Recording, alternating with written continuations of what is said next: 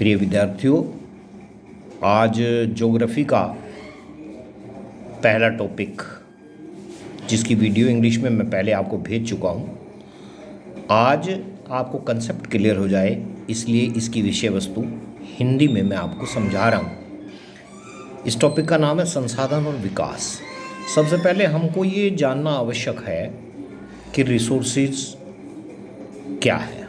संसाधन प्रत्येक वह वस्तु जो मनुष्य की किसी न किसी प्रकार से सहायता करती है, प्रत्यक्ष रूप से अप्रत्यक्ष रूप से, वो संसाधन कहलाती है। जैसे हम विद्यालय जाते हैं, साइकिल से जाते हैं, साइकिल एक संसाधन है। मिट्टी है, मिट्टी निष्क्रिय साधन है, परंतु जब व्यक्ति उसमें परिश्रम करता है, बीज बोता है, पानी लगाता है, खाद लगाता है, रासायनिक उर्वरकों का प्रयोग करता है, तो वो प्रत्यक्ष रूप से मनुष्य को उत्पादन देती है। इसलिए भूमि एक प्रकार का संसाधन है। कुछ ये संसाधन ऐसे हैं जो प्रकृति के द्वारा मनुष्य को निःशुल्क प्रदत्त किए गए हैं, दिए गए हैं उपहार स्वरूप। जैसे सूरज है, बिना कुछ लिए दिए हमको ऊर्जा और प्रकाश देता है। पानी है, ये भी एक प्रकार का संसाधन है। भूमि है, ये भी एक प्रकार का निःशुल्क उपहार है प्रकृति के द्वारा मनुष्य को दिया हुआ।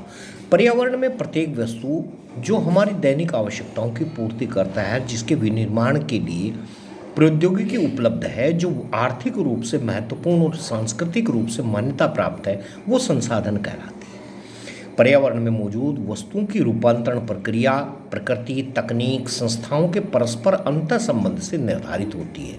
मनुष्य आर्थिक विकास को गति प्रदान करने के लिए प्रकृति के साथ क्रिया करता है और संस्थाओं के निर्माण से विकास को स्थायी प्रदान करने की ओर अग्रसर होता है। संसाधनों के प्रकार कौन कौन से हैं, उनका विकास कैसे होता है, संसाधनों का नियोजन कैसे होता है, भारत में संसाधन नियोजन कैसे होता है। भू संसाधन है, भूमि का उपयोग है, भारत में भू उपयोग का प्रारूप है, भूमि निम्नीकरण और संरक्षण के उपाय है, मिट्टी का संरक्षण हम कैसे कर सकते हैं, मृदा का वर्गीकरण कैसे होता है। संसाधन को बहुधा लोग प्राकृतिक उपहार की संज्ञा देते हैं, परंतु ऐसा है नहीं। संसाधन मनुष्य की क्रियाओं का परिणाम है, जिसका महत्वपूर्ण हिस्सा मनुष्य स्वयं है। मनुष्य पर्यावरण में प्राप्त होने वाले पदार्थों को संसाधन के रूप में परिवर्तित कर लेता है। इनका वर्गीकरण किस किस आधार पर होता है? नंबर 1, उत्पत्ति के आधार पर। नंबर 2, समाप्यता के आधार पर, यानी कब वो समाप्त हो जाएंगे। स्वामित्व के आधार पर और विकास के स्तर के आधार पर। उत्पत्ति के आधार पर संसाधन को जैव और अजैव दो भागों में बांटा जाता है। समाप्यता के आधार पर इसे नवीकरणीय और अनवीकरणीय संसाधनों के रूप में बांटा जाता है। स्वामित्व के आधार पर व्यक्तिगत, सामुदायिक, राष्ट्रीय और अंतर्राष्ट्रीय विकास के स्तरीकरण के आधार पर इसको संभावी, विकसित और संचित भंडार के रूप में विभाजित किया जा सकता है।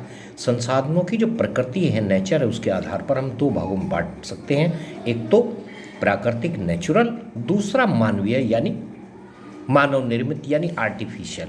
इस विभाजन के उप विभाजनों की श्रेणी मैं आपको अभी आगे बता रहा हूँ।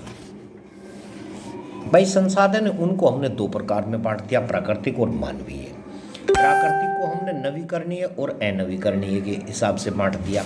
मानवीय को हमने संरचना, संस्थाएं, मात्रा और गुणवत्ता के हिसाब से बांट दिया। नवीकरणीय को सतत, प्रवाहयुक्त और जैव दो भागों में बांट दिया। उसके बाद प्राकृतिक, वनस्पति और वन्य जीव, पुनः चक्रीय और अचक्रीय।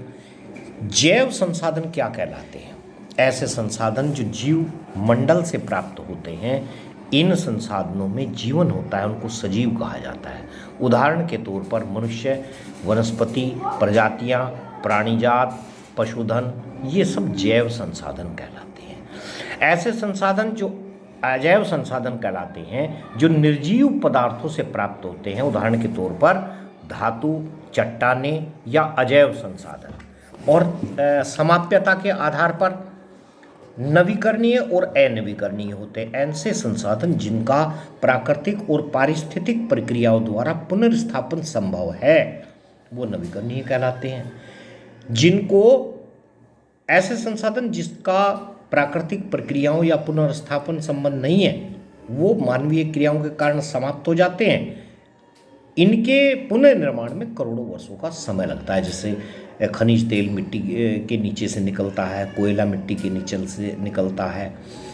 अब व्यक्तिगत और सामुदायिक निजी स्वामित्व वाले संसाधन व्यक्तिगत कहलाते हैं। जैसे किसान अपनी भूमि का स्वामी है, ये व्यक्तिगत संसाधन है। गांव में कई लोग भूमि स्वामी होते हैं, किंतु अनेक लोगों के पास कोई भूमि नहीं होती, भूमिहीन होते हैं। शहरी क्षेत्रों में भूखंड, भवन और संपत्तियों के मालिक होते हैं। बाग, तालाब, कुएं, नलकूप आदि संसाधन भी निजी स्वामित्व के तहत आते हैं। ऐसे संसाधनों की आप सूची तैयार कर सकते हैं। राष्ट्रीय संसाधन कौन से होते हैं? देश में सभी संसाधन राष्ट्रीय संसाधन कहलाते हैं। तकनीकी तौर पर ऐसे सभी संसाधन राष्ट्रीय संपत्ति है जिनका उपयोग देशवासियों द्वारा किया जाता है।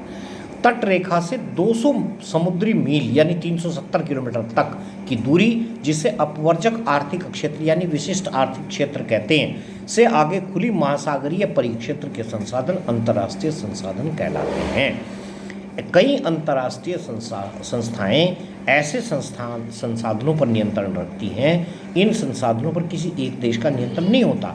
अंतर्राष्ट्रीय संस्थाओं की सहमति के बिना कोई भी देश इनका उपयोग नहीं कर सकता। ये वीडियो अभी संसाधनों के वर्गीकरण के साथ संपन्न होती है। इसके बाद मिट्टी के प्रकार ये मैं आपको वीडियो भेजूंगा। That's all, thank you.